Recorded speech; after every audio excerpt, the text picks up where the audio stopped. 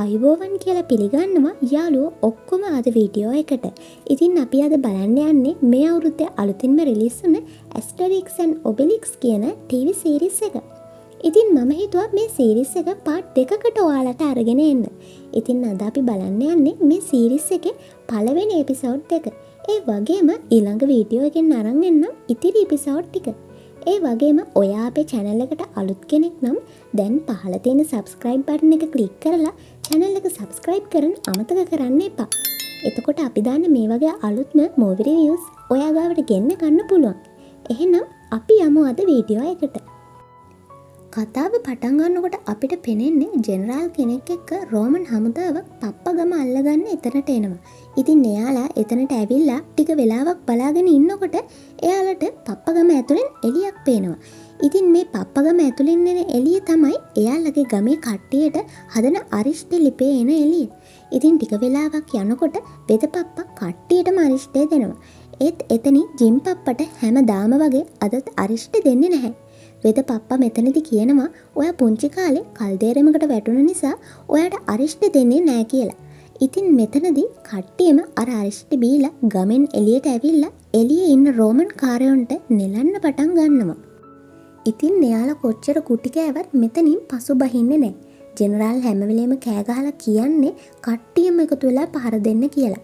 ඒත් ඉතින් එයාලට පහර දෙන්න කියා මෙතනින් පැනලා දුවන්නවත් හම්බ වෙන්නේ නැහැ. මොකද පප්පා ගමේ කට්ටිය මෙයාලට හොඳටම ගහන්න පටන් ගන්නවා. ඉතින් මේ විදිහට පප්පා ගමේ කට්ටිය රෝමන් කාරයොන්ට ගහනවත් එක්කම අපිව අරගෙන එනවා අවුරුදු කීපයක් පිටිපස්සට. ඉතින් මේ වෙනකොට ජිම් පප්පයි සූර පප්පයි තාම පොඩි ළමයි. අද තමයි යාළගේ උපන්දිනය දවස. ඒක නිසා ජිම් පප්පා සූර පප්පාට තෑග්ගක් විදිහට එයාලා දෙන්නා වගේ හදපු පුංචි සෙල්ලම් බඩුවක් සූර පප්පට දෙනවා. ඉතින් එතකොට සූර පප්පා ජිම් පප්පට උපන්දින තෑග්ග විදිහට එයාට වාසනාව අරගෙන එනවා කියලා සිව් පත්‍රයක් දෙනවා. ඉතින් මේ විදිහට මෙයාලා තෑගි දෙක හුවමාරු කරගත්තට පස්සේ එයාලා දෙන්න ගමට එනවා. ඉතින් මේ කාලය වෙනකොට පප්පා ගමට රෝමන් කාරයෝ ඇවිල්ලා පහර දීලා නැහැ. ඒ කරදර තාම පටන් අරන් නැහැ. එතකොට ඒක නිසාම මෙයාලා ගමේ ගොඩාක් සතුටින් ජීවත් වෙන්නේ. ඉතින් ඒක නිසාම එයාලා මේ අරිෂ්ටය ගැන කිසිම දෙයක් තාම දන්නේ නැහැ. ඒ වගේම වෙද පප්පත් තාම අරිෂ්ටය හදන විදිය හොයාගෙනත් නැහැ. එයා මේ වෙනකොටත් පරීක්ෂණ කරන ගමන් තමයි ඉන්නේ මේ මැජික් අරිෂ්ටය හදන එක ගැන. ඉතින් මෙයා හැමදාමත් වගේ පරීක්ෂණ කරන්න ගිහිල්ලා කල්දේරම පුපුරව ගන්නවා. මොකද තාමත් වෙද පප්පට හරියට අරිෂ්ට හදාගන්න බෑ. ඔන්න දැන් අපිව අරන් එන්නේ මෙතනට. වෙද පප්පා ගමේ ළමයිට කරන පන්තියකට. ඉතින් අද දවසේ මේ පන්තියේ ඉන්න ළමයි ඉස්සරහට ඇවිල්ලා එයාලට කැමති මාතෘකාවක් යටතේ කතාවක් කරන්න කියලා තමයි කියන්නේ. ඉතින් මුලින්ම ලොකු පප්පා ඉස්සරහට ඇවිල්ලා කතාව කරනවා. ඉතින් ඊට පස්සේ අවස්ථාව හම්බ වෙන්නේ සූර පප්පටයි ජිම් පප්පටයි. එයාලා දෙන කතා කරන්න හිතාගෙන ඉන්නේ කැලේ තියෙන විෂ හතු ගැන. ඉතින් මෙතනදී සූර පප්පා හතු ගැන කියාගෙන යන්න පටන් ගන්නකොට ජිම් පප්පා හොඳටම බය වෙලා කලන්තේ හැදෙන්න වගේ ඇවිත් ඇදගෙන වැටෙනවා. ඉතින් මෙතනදී සූර පප්පා මොලේ කල්පනා කරලා කොහොම හරි මේක ෂේප් කරගන්නවා. මේ විදිහට තමයි සිහි නැති වෙන්නේ මේ විසහතු කාපුවහම කියලා. ඉතින් ඊට පස්සේ එයා එහෙම කියනවත් එක්කම එතනින් පන්ති ඉවර කරලා එතනින් හැමෝම යනවා. ඉතින් කාටවත් මේ වුණ වැඩේ මාට්ටු වෙන්නේ නැතුව සූර පප්පා ජිම් පප්පවත් නැගිට්ටවාගෙන ගමට යනවා. ඔන්න දැන් අපිට පෙන්නනවා අල්ලපු ගමේ නායකයා එයාගේ පුතා මේ ගමට එක්කගෙන එනවා මෙහි දවස් කිහිපයක් නවත්තලා යන්න. ඉතින් මෙයාගේ නම කැසියස්. මෙයා අනිත් අය වගේ නෙවෙයි. හැම වෙලේම තරහ අරගෙන ඉන්න කෙනෙක්. ඉතින් මෙතනදී කැසියස් ගමට එනවත් එක්කම එයා ඉස්සෙල්ලාම දකින්නේ ජිම් පප්පවයි සූර පප්පවයි. ඉතින් එයා මේ ගමට එන හැම දවසකම එයා මේ දෙන්නට මාර වදයක් තමයි දෙන්නේ. ඉතින් අදත් වෙනද වගේම ජිම් පප්පවයි සූර පප්පවයි අල්ලගෙන එයාලට ගහ වද දෙන්න පටන් ගන්නවා. ඉතින් මෙතනදී ජිම් පප්පට තරහා ගිහිල්ලා කැසියස්ට ගහනවා. ඒත් ඉතින් එයා ගහන පහරකින් කැසියස්ට දැනෙන්නෙවත් නැහැ. මොකද මේ වෙනකොට ජිම්පප්පට දැන් මේ තියෙනවා වගේ බලයක් ඒ වෙනකොට ජිම්පප්පට නැහැ. ඉතින් මෙතනදී කැසියස් මෙයාලා දෙන්නට කියනවා මම අද ඔයාලා දෙන්නට පොඩි chance එකක් දෙන්නම්. ඔයාලා මගෙන් දුවලා ගිහිල්ලා බේරෙන්න. හැබැයි මම ඔයාලව අල්ලගත්තොත් ඔයාලට හොඳටම ගහනවා කියලා. ඉතින් ඒත් එක්කම ජිම්පප්පයි සූරපප්පයි දෙන්නම එතනින් දුවගෙන එනවා කැසියස්ගෙන් බේරෙන්න හිතාගෙන. මෙයාලා මේ කෙලින්ම දුවගෙන එන්නේ වෙදපප්පගේ ගෙවල් පැත්තට. මේ විදිහට දෙන්නම දුවගෙන එනකොට දකිනවා වෙදපප්පා ගෙදරින් එළියට යන්න හදනවා. ඉතින් මේක දකින සූරපප්පා ජිම්පප්පට කියනවා දැන්ම අපි වෙදපප්පගේ ගෙදර ඇතුළට යමු කියලා. මොකද කැසියස් ඒ ගෙදර ඇතුළට යන්න බයයි. ඒ වගේම ජිම්පප්පත් බයයි. මොකද මේ ගෙදර ඇතුලේ හැම වෙලේම අරිෂ්ඨ කල්දේරම පුපුරන නිසා තමයි මෙයාලා මේ ගෙදර ඇතුළට යන්න බය. ඉතින් මෙතනදී ජිම්පප්පා ඇතුළට යන්න බය වෙන නිසාම ටික වෙලාවක් යනකොට කැසියස් එතනට ඇවිල්ලා ජිම්පප්පවයි සූරපප්පවයි අල්ල ගන්නවා. ඉතින් මේත් එක්කම කැසියස් ජිම්පප්පට විහිළු කරනවා. වෙදපප්පගේ ගෙදරට යන්න බයයි නේද? ඔයාලා නම් මහා බයගුල්ලෝ දෙන්නෙක් කියලා. ඒත් එක්කම සූරපප්පට තරහා ගිහිල්ලා කැසියස්ට කියනවා නෑ අපි බය නැහැ කියලා. අපිට පුළුවන් වෙදපප්පගේ ගෙදරට යන්න කියලා. ඒත් එක්කම කැසියස් අහනවා මම කොහොමද ඔයාලව විශ්වාස කරන්න කියලා. ඉතින් එතකොට සූරපප්පා කියනවා අපි අද කොහොම හරි වෙදපප්පගේ ගෙදර ඇතුළට ගිහිල්ලා වෙදපප්පගේ රත්තරන් දෑත් අරගෙන ඇවිල්ලා පෙන්නන්නම්. එතකොට හරිනේ කියලා. ඉතින් මෙතනදී කැසියස් කියනවා එහෙනම් ඔයාලා හෙට උදේ වෙනකොට මට ඒක පෙන්වන්න ඕනේ. හැබැයි ඔයාලා පෙන්වුවේ නැත්තම් අනිවාර්යෙන්ම මම ඔයාලා දෙන්නට ගහනවා කියලා. එයාලව බය කරලා එයා එතනින් යන්න යනවා. ඉතින් ඊට පස්සේ අපිට පෙන්වන්නේ ඉතා දවසේ රෑ කට්ටියම කෑම ගන්න අතරේ ජිම්පප්පයි සූරපප්පයි හොරෙන්ම වෙදපප්පලගේ ගෙදරට ඇතුළට රිංගනවා. ඉතින් මේ දෙන්න ගේ ඇතුළට ආවට පස්සේ පප්පා යනවා රත්තරන් දෑකැත්ත හොයාගෙන. ඒ වගේම අනිත් පැත්තෙන් ජිම්පප්පා එයාගේ බඩගින්න නිවා ගන්න එතන තියෙන කල්දේරමේ තියෙන අරිෂ්ඨය බොන්න යනවා. ඉතින් මෙතනදී මෙයා මේ අරිෂ්ඨය බොනකොට මෙයාට තේරෙනවා මේකේ රහ එච්චර හොඳ නෑ කියලා. ඉතින් ඒක නිසා ඒක රහ වෙන්න මෙයා එතන තියෙන පොකරිස්සෙකුයි ස්ට්‍රෝබෙරි ගෙඩි ටිකකුයි දාලා ඒක කලවම් කරලා ඒක පොඩ්ඩක් බොනවා. ඉතින් එතකොට ඒකේ රහ හොඳටම එනවා. ඉතින් මේ විදිහට මෙයාලා වෙදපප්පගේ ගෙදර ඇතුලේ ඉන්නකොට අනිත් පැත්තෙන් කෑම මේසේ ගාව ඉන්න මෙයා වෙදපප්පට කතා කරලා බොරුවට කියනවා බඩ රිදෙනවා කියලා. ඉතින් මෙයා දැන් කරන්න හදන්නේ වෙදපප්පව මෙතනින් බෙහෙතක් අරන් එන්න ගෙදරට යවන්න. එතකොට මෙයාට පුළුවන් වෙදපප්පට සූරපප්පවයි ජිම්පප්පවයි අතටම මාටු කරලා දෙන්න. කොහොම හරි මෙයා වෙදපප්පව ගෙදරට යවනවා. ඉතින් මේ වෙනකොට සූරපප්පා දෑකැත්ත තියෙන තැන හොයාගෙන ඉන්නේ. ඒ වගේම ජිම්පප්පත් අර අරිෂ්ඨය හොඳට වොන ගමන් ඉන්නේ. ඉතින් මෙතනදී ටික වෙලාවක් යනකොට මෙතනට එනවා වෙදපප්පා. ඒත් එක්කම ජිම්පප්පයි සූරපප්පයි එයාලට ළඟම තැන්වල හැංගෙනවා. ඉතින් ටික වෙලාවක් මේ විදිහට මෙයාලා හැංගිලා ඉන්නකොට වෙදපප්පා ඇතුළට ඇවිල්ලා එයාට ඕන කරන බෙහෙත් ටික අරගෙන ආපහු එළියට එනවා. එයා එළියට යනවත් එක්කම එයාට ඇහෙනවා අරිෂ්ඨ කල්දේරම පැත්තෙන් කවුරු හරි ඉන්නවා වගේ සද්දයක්. ඉතින් මේ වෙනකොට අරිෂ්ඨ කල්දේරමට උඩ තියෙන දන්වැලේ තමයි ජිම්පප්පා එල්ලිලා ඉන්නේ.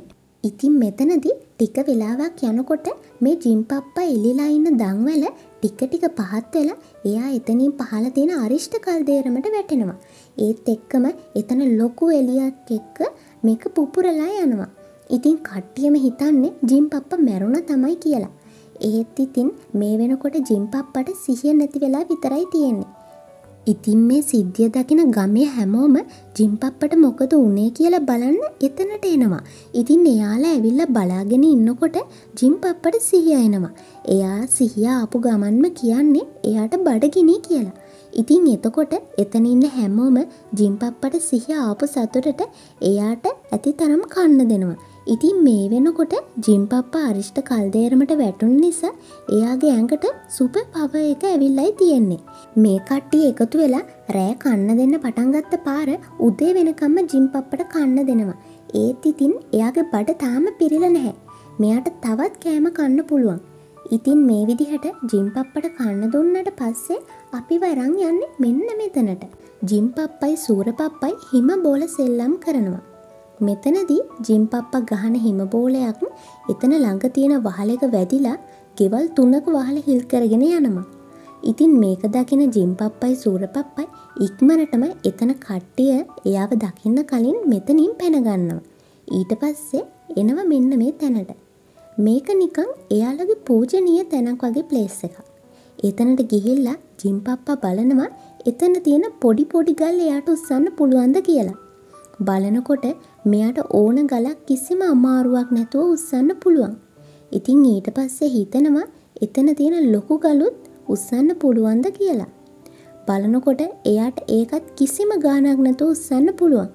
ඉතින් මෙතනදී සූරපප්පා ජිම්පප්පට කියනවා ඔයාට එදා වුණ දෙයින් සුපිරි බලයක් හම්බෙලා තියෙන්නේ කියලා. ඒ වගේම අපි මේක ගැන කාටවත් කියන්නේ නැතුව ඉමු. මේක රහසක් විදිහට අපි ආරක්ෂා කරමු කියලා. එයා ජිම්පප්පවත් එක්කගෙන එතනින් යන්න හදනකොටම එතනට එනවා ඉතින් කැසියස්.